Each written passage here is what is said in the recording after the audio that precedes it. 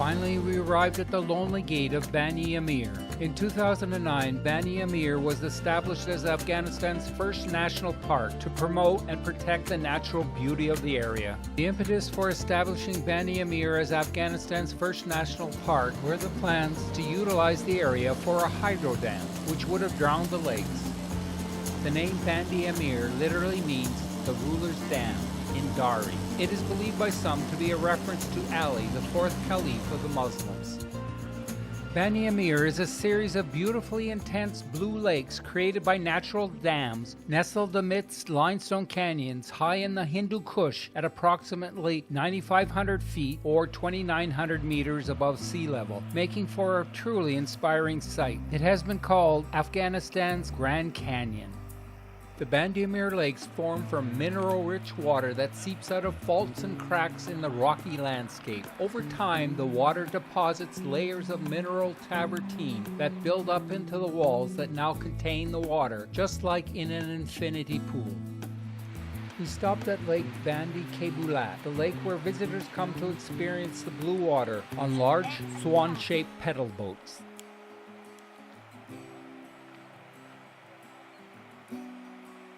In the mountains of my country, there are many beautiful blue or turquoise lakes. However, they are not in a semi-arid area. One thing that makes the intensely blue lakes of Band-e Amir so beautiful is that the surrounding countryside is generally a drab sand color for endless miles. It's just so startling to see the intensely blue lakes in this scenario.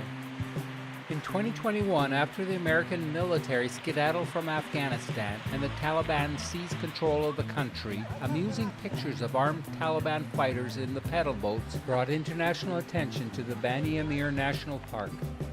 The natural travertine wall that built up around the lake makes it an infinity pool, unlike any other lake that I've seen around the world. Like an infinity pool, the lake empties by overflowing its encircling walls, in this case in a series of waterfalls.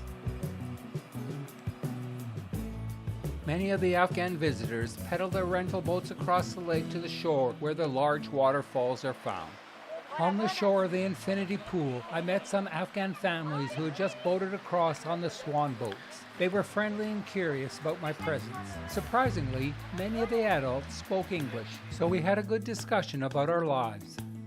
The travertine wall forming the shore drops off steeply, with the lake having an average depth of approximately 500 feet or 150 meters. Given the amazing clarity of the water and the light color of the travertine wall, the color of the water transitions from transparent to aquamarine to deep blue. The infinity pool-like lake drains mainly via a number of waterfalls that empty over the travertine walls. The outlet water forms the Bulk River, which used to naturally empty into the Amir Darya River in Turkmenistan. However, irrigation canals have long stopped that natural drainage pattern. Too soon we were back on the road, this time heading to the lonely minaret of Jan. The scenery changed from the beautiful blue color of Band-e Amir back to being a generally drab sand color, although there were still some interesting sights like the impressive breach through the ridge in the distance.